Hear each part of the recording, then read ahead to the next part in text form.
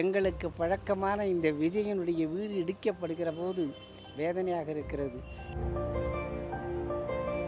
அவர் விற்கிற ஒரு சிச்சுவேஷனில் இல்லை. வீடை விற்கணுன்ற மோட்டிவ் இல்லை, அவருக்கு எய்மும் இல்லை. நாளைக்கு பின்னால் வர தலைமுறைங்க யூஸ் பண்ணட்டும், ஏன்னா அவருக்கு அவ்வளோ நல்ல மனசு. அவங்க அம்மா அப்பா எல்லாருமே நம்ம வண்டியில் சவாரி பண்ணியிருக்காங்க. எல்லாத்துக்குமே ஏன் ஸ்டுடியோவுக்கு போகிறதுக்கு வரதுக்கு நிறையா பேர் போய் ஐயா பார்த்துருக்கேன், சாப்பாடு பள்ளியில் பார்த்துருக்கேன். அங்கே வந்து ஒரு நாள் சாப்பாடு பள்ளியில் சார் தம்பி நல்லா இருக்காங்களா, விஜய் சார் நல்லா இருக்காங்களா அப்படின்னு கேட்டிருக்கேன். அது அந்த பதவிக்கு வர்றதுக்கு முன்னாடி. மருத்துவம் முதல் பொறியியல் வரை உங்கள் கனவுகளுக்கு சரியான முகவரி Indira group of educational institutions. Call 9841385858. Holidays-nale, அது நம்ம GT Holidays தான். You know you are special when you're with GT Holidays. நிறைவான தருணங்கள் என்ஏசி ஜுவல்லர்ஸுடன். சிட்டி ஃபாக்ஸ் நேயர்கள் அனைவருக்கும் பெரிய வணக்கம். இன்னைக்கு நம்ம எங்கே இருக்கோம் அப்படின்னு பார்த்தீங்கன்னா, சாலிகிராமத்தில் இருக்க நம்ம தமிழக முதலமைச்சர் விஜய் அவர்களுடைய ஒரு வீட்டில் தான் நம்ம வந்து இருக்கோம். இப்போ வந்து அதை வீடுன்னு சொல்ல முடியாது, ஏன்னா அவர் சின்ன வயசுலேருந்து விஜய் அவர்கள் இங்கே தான் இருந்திருக்காங்க. இந்த வீட்டில் தான் வாழ்ந்திருக்காங்க. ரைட்டில் தான் இருக்கிறது ஒரு 3வது வீடு. ரொம்ப நாள் ஆச்சு, இடிச்சு ஒரு 2 மாதம் கிட்ட ஆக போகுது.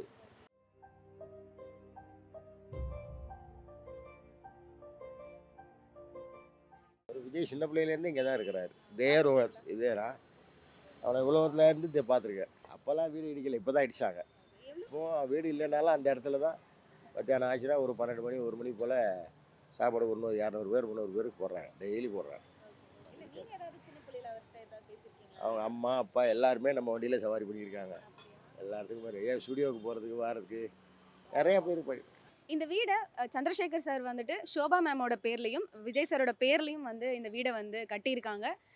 ரொம்ப வருஷம் இந்த வீட்டில் தான் விஜய் சார் இருந்திருக்காங்க. பக்கத்தில் இருக்க ப்ளே ஸ்கூலில் தான் வந்து அவங்க வந்து படிச்சிருக்காங்க அப்படின்லாம் இங்கே சுற்றி இருக்கவங்க நிறைய பேர் சொல்லியிருக்காங்க. வெளியில் சாப்பாடு வாங்க போய் பக்கத்துல ஸ்கூல் வேலை செய்கிறேன், பக்கத்தில் தான் போய் சாப்பாடு வாங்குவேன். இன்னைக்கு விஜய் சார் பிறந்த அன்னைக்கு பேச சொன்னாங்க. வணக்கம் சார், பிறந்த நாள் வாழ்த்துக்கள், பாட்டி வாழ்த்துக்கள், எனக்கு 25 வயசாச்சு, உங்கள் பக்கத்தில் வேலை செய்கிறேன், சாப்பாடு வாங்கிட்டு சாப்பிடுவேன் அப்படின்னு சொன்னேன். நன்றி சார் அப்படின்னு சொன்னேன், ரொம்ப வாழ்த்துக்கள் அப்படின்னேன். அதோட அப்புறம் நான் வந்துட்டு அப்புறம் பேசலை.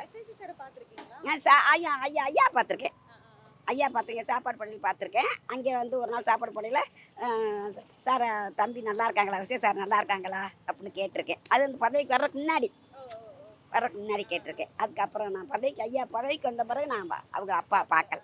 ஸோ ரொம்ப வருஷம் இருந்த ஒரு வீட்டை வந்து இப்போ இந்த வீடை வந்து இடிக்க போகிறாங்க அப்படின்னு நம்ம வந்து நிறைய பேர் கேள்விப்பட்டிருப்போம். ஆனால் இப்போ வந்து இந்த வீடை வந்து இடித்து முடிச்சிட்டாங்க. ஸோ வீடு இருந்ததுக்கான தடயமே இந்த இடத்துல இல்லை. இப்போது கொஞ்சம் வருஷத்துக்கு முன்னாடி எஸ்ஏசி சாரும் ஷோபா மேமும் வந்துட்டு அடையாரில் வந்து அவங்க ஷிஃப்ட் ஆகிருக்காங்க.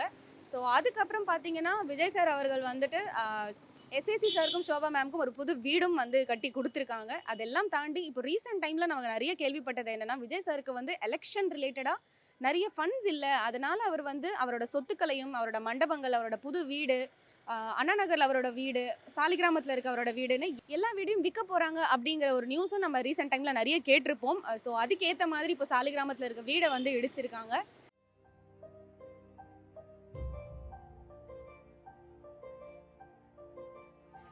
இன்றைய முதலமைச்சர், அன்றைய நடிகர் தளபதி விஜய் பிறந்து வளர்ந்து தவழ்ந்து விளையாடி உச்ச நட்சத்திரமாகி இங்கிருந்து நீலாங்கரைக்கு இடம்பெயர்ந்து போகிற வரை நான் அவரை சந்தித்து பார்த்து பேசிய இடம் இது.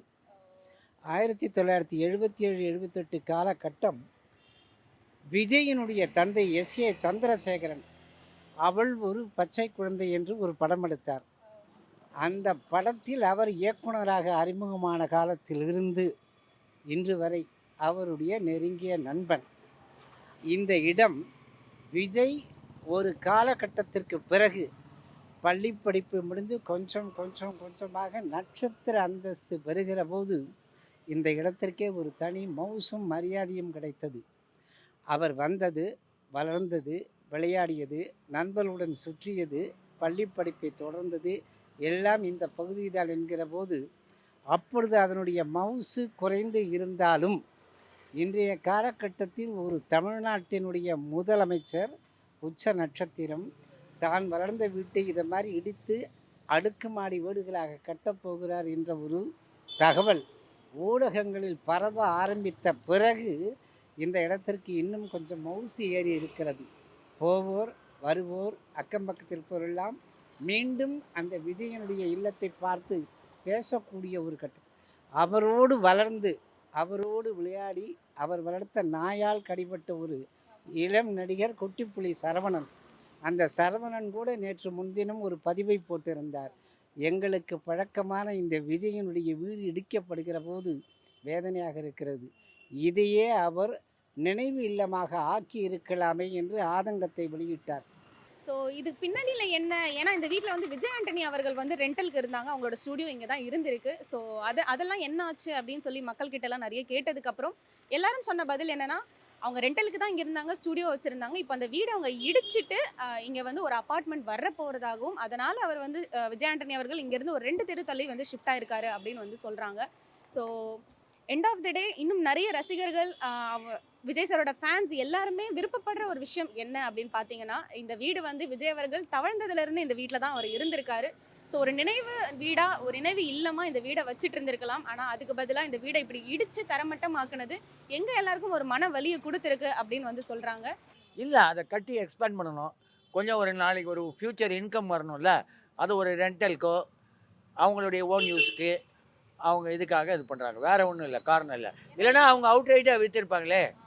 ஒரு ஜேவி மாதிரி ஒரு ஃப்ளாட் ப்ரொமோட்டர், ஏன்னா அவங்ககிட்டயே பில்டர்ஸ் இருக்காங்க, ஒரு ஜேவி மாதிரி கொடுத்து இது பண்ணாங்க. அப்புறம் அந்த பிளான்லாம் சேஞ்ச் பண்ணுவாங்க, ஆல்ட்ரேஷன் பண்ணுவாங்க. ஏன்னா இன்றைக்கி விற்றா சொத்து வாங்க முடியாது. சாலிகிராமத்தில் பொதுவாகவே சொத்து வாங்க முடியாது. சென்னை சிட்டியில் எங்கே சொத்து விற்றாலும் நாளைக்கு 50 வருஷம் ஆனாலும் 60 வருஷம் இது தலைமுறைக்கே இருக்கும், அவங்க ஜென்ரேஷனுக்கும். வேறு ஒன்றும் இல்லை. பேரம் பேத்தி எடுத்தால் அவங்க பிள்ளை பொண்ணு நாளைக்கு கல்யாணம் வந்துக்கிறாங்க. அவர் விற்கிற ஒரு சிச்சுவேஷனில் இல்லை. வீடை விற்கணுன்ற மோட்டிவ் இல்லை, அவருக்கு எய்மும் இல்லை. நாளைக்கு பின்னால் வர தலைமுறைங்க யூஸ் பண்ணட்டும், ஏன்னா அவருக்கு அவ்வளோ நல்ல மனசு. ஆமாம், இன்னைக்கு கூட ஆமாம் வாடகைக்கு இருந்தார். அவங்க இங்கே போயிட்டாங்க. நான் இப்போ ஒரு பக்கத்து ஸ்ட்ரீட்டில் இருக்கேன், திலகர் ஸ்ட்ரீட்டுன்னு. அந்த ஸ்ட்ரீட்டில் அவங்க வந்துட்டாங்க. அந்த விஜி எலக்ட்ரிக்கல்ஸ்னு ஒரு இது இருக்குது. ஏன்னா வீடு இடிக்கணுன்ற போது காலி பண்ணி தானே ஆகணும். ஓனர் சொல்லும்போது அதான் ஃப்ளாட் கட்ட போகிறேன், கமர்ஷியலும் சேர்த்து கட்ட போகிறேன், எப்படியோ கட்ட போகிறேன்னு சொல்லும்போது அதனால தான் இதை வந்து ஒரு கட்சி ஆஃபீஸாகவும் மாற்ற போகிறதாகவும், இல்லை வந்து ஒரு அப்பார்ட்மெண்ட்டில் செப்பரேட் ஆஃபீஸாகவும் நிறைய மாற்ற போகிறதாகவும் வந்து நிறைய தகவல் வந்துட்டுருக்கு. கூடிய விரைவில் என்ன விஷயம், எதனால் இந்த வீடை இடிச்சிருக்காங்க அப்படிங்கிற விஷயத்த தகுந்த ஒரு கரெக்டான ப்ரூஃபை வச்சு நம்ம வந்து அதை பற்றி என்ன இருக்குது என்ன இல்லை அப்படிங்கிற டீட்டெயில்ஸ் வந்து நம்ம பேசலாம். தமிழக முதலமைச்சர் விஜய் அவர்கள் ஒரு வீடை வந்து வாழ்ந்த வீட்டை வந்து இடிக்கிறாங்க அப்படின்னா அது வந்து சாதாரண விஷயம் கிடையாது. அதுக்கு பின்னணியில் ஏதோ ஒரு காரணம் இருந்திருக்கலாம். அந்த காரணங்களை அவர் மேபி மக்களுக்கு சொல்கிறதுக்கு வாய்ப்புகளும் இருக்குது. ஸோ எண்ட் ஆஃப் த டே இது அவங்களோட பர்சனல் விஷயம், பர்சனல். நம்ம ரசிகர்கள் எல்லாருக்குமே அவங்கள பிடிக்கும் அப்படிங்கிறதுக்காக ஐயோ நம்ம ஏன் வந்து நம்ம விஜய் சார் வந்து இந்த வீடை இடிச்சிட்டாங்க அப்படின்னு சொல்லி நிறைய பேர் வருத்தப்பட்டாலும் பின்னணியில் ஏதோ ஒரு காரணம் இருக்குது அப்படின்னு சொல்லி நம்ம சந்தோஷப்படலாம். ஸோ உங்களுக்கு இந்த வீடியோ பிடிச்சிருந்தா, இல்லை இந்த வீடியோ பற்றி உங்களுக்கு என்ன சொல்லணும்னு தோணுது அப்படிங்கிற விஷயத்த நீங்கள் கமெண்ட் பண்ணுங்கள். தேங்க்யூ. மருத்துவம் முதல் பொறியியல் வரை உங்கள் கனவுகளுக்கு சரியான முகவரி Indira group of educational institutions. Call 9841385858. Holidays nale adu namma GT Holidays da. You know you are special when you're with GT Holidays. நிறைவான தருணங்கள் NAC ஜுவல்லர்ஸுடன்.